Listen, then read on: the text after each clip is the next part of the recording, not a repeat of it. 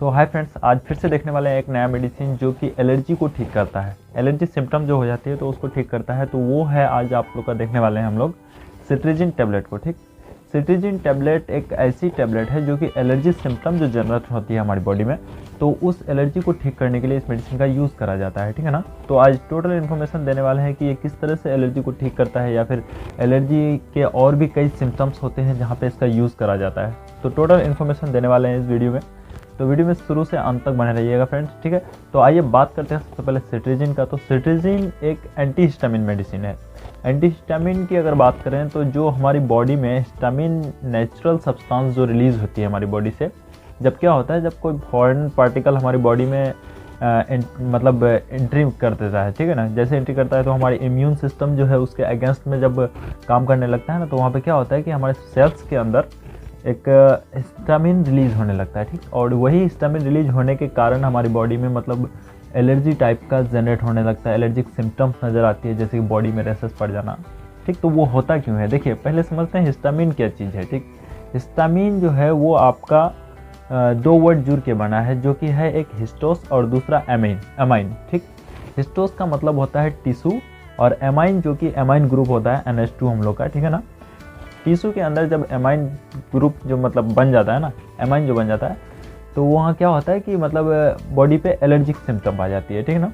तो वो होता कहाँ है, देखिए टिश्यू के अंदर जिसे मास्ट सेल बोला जाता है, और मास्ट सेल के अंदर ये हिस्टामिन रिलीज होती है। मास्ट सेल कहाँ कहाँ पाया जाता है, कौन कौन सी पार्ट्स है जहाँ पे, जैसे कि आपको स्किन में ये हो जाता है। ठीक, मास्ट सेल होता है, उसके साथ लीवर में होता है, और उसके साथ आपका गैस्ट्रिक जो सेल्स होती है, ठीक है ना, वहाँ पे होता है, गैस्ट्रिक म्यूकोसा में पाया जाता है। ठीक है, तो ये सारी पार्ट्स हैं जहाँ पे मतलब मास्ट सेल अवेलेबल होती है। ठीक है ना। और मास्ट सेल जो होता है तो वहाँ पे ये हिस्टामिन मतलब वहाँ से रिलीज होने लगता है, और जैसे ये रिलीज होता है तो फिर बॉडी में अलग अलग तरह का एलर्जिक सिम्टम्स नज़र आते हैं। ठीक, तो उस एलर्जिक सिम्टम में जैसे कि आपको हो सकता है जैसे बॉडी में रैशेस पड़ना, या फिर ब्रीथिंग में किसी तरह का प्रॉब्लम होना, यानी सांस लेने में डिफ़िकल्टी आनी, उसके बाद बॉडी पे रैशेस पड़ जाना और खुजली आ जाना। ठीक है ना।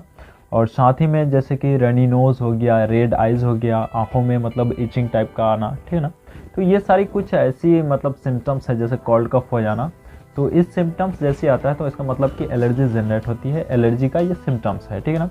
तो ये आई होप कि सारा चीज़ समझ में आ गया। तो इसी सिम्टम्स को ठीक करने के लिए हम लोग किसका, सिट्रीजिन का यूज़ करा जाता है। सिट्रीजिन जो टैबलेट होती है उसका यूज़ करा जाता है। ठीक है ना। आई होप कि सारा चीज़ क्लियर हो गया कि सिट्रीजिन किस तरह से काम करता है और हिस्टामिन क्या होती है, वो सारा चीज़ क्लियर हो गया। तो अब जानने वाले हैं इसको डिटेल में पूरा कि कौन कौन सी ऐसी कंडीशन है जहाँ पे इसका यूज़ करा जाता है। ठीक है ना। तो यूज़ से पहले बता दूं कि देखिए वीडियो सिर्फ नॉलेज पर्पज़ के लिए बनाया जा रहा है। इसका कोई भी मेडिसिन मतलब खुद से नहीं लेना है। मेडिसिन यूज़ करने से पहले अपने डॉक्टर से ज़रूर से कंसल्ट कर लीजिएगा। ठीक है। तो आइए अब बात कर लेते हैं हम लोग इसका कि कौन कौन सी कंडीशन है जहाँ पे इसका यूज़ करते हैं। तो देखिए फ्रेंड्स, यूज़ से पहले ना हमें जानना पड़ेगा कि ये और कौन कौन नाम से मतलब मेडिकल शॉप में मिलता है। देखिए ये बहुत सारे ऐसे नाम से मतलब मार्केट में अवेलेबल हो जाता है, या फिर मेडिकल शॉप में अवेलेबल होता है। जैसे कि आपको सिट्रीजिन जो है आपको जिंक सेफ नाम से भी अवेलेबल हो जाता है, या फिर इंसीड नाम से भी होता है, या फिर जिनको ओका सेफ नाम से भी ये मतलब मेडिकल शॉप में अवेलेबल हो जाता है। तो ये ब्रांड नेम अलग अलग ब्रांड नेम में मेडिकल शॉप में अवेलेबल होती है, लेकिन इसके अंदर के सारे मेडिसिन जो देखिएगा तो वो सिट्रीजिन नहीं मिलेगा। आज जो बात कर रहे हैं हम लोग, तो सिट्रीजिन किसी मतलब किसी कंपनी का दिया हुआ नाम का प्रमोशन नहीं कर रहा हूँ मैं। ठीक है ना। तो ये हो सकता है कि आपके वहाँ अलग नाम से मिले आपको। ठीक है ना। तो आज यही चीज़ के बारे में टोटल डिस्कस करने वाले हैं।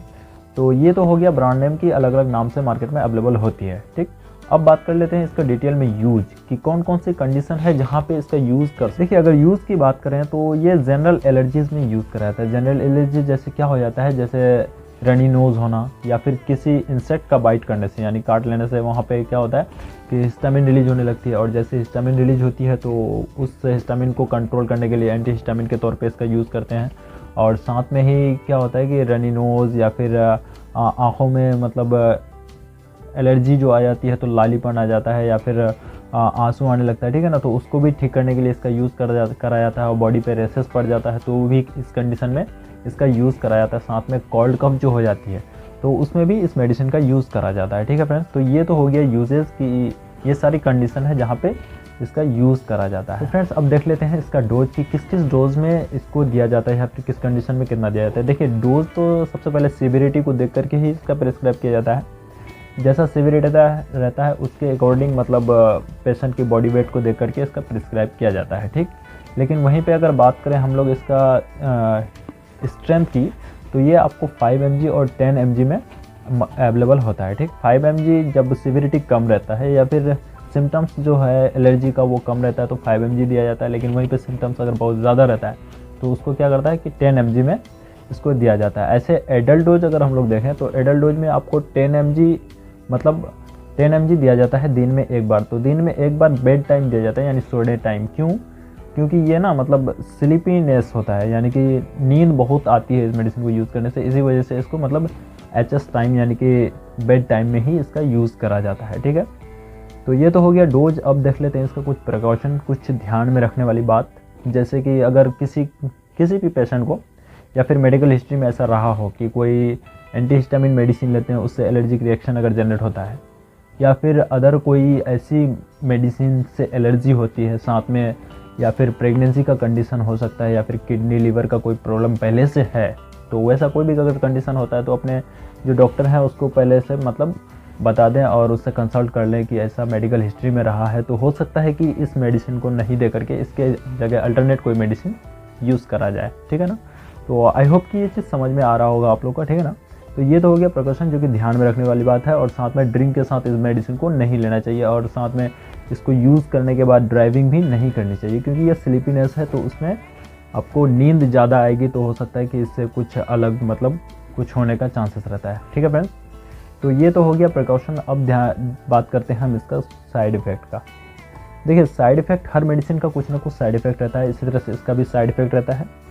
जैसे कि अगर इस मेडिसिन को लंबा समय तक यूज़ करते हैं ना, तो उसमें क्या हो सकता है कि इरेगुलर हार्ट बीट हो सकता है, यानी कि हार्ट रेट बढ़ जाना या फिर घट जाना, और उसके साथ साथ वीकनेस आ जाना, या फिर आपको किसी तरह का डेजीनेस हो गया, ठीक, नोजिया वोमिटिंग हो सकता है, या फिर स्लीपिंग में प्रॉब्लम होना, यानी कि नींद में किसी तरह का दिक्कत होना, या फिर बहुत ज़्यादा नींद आना।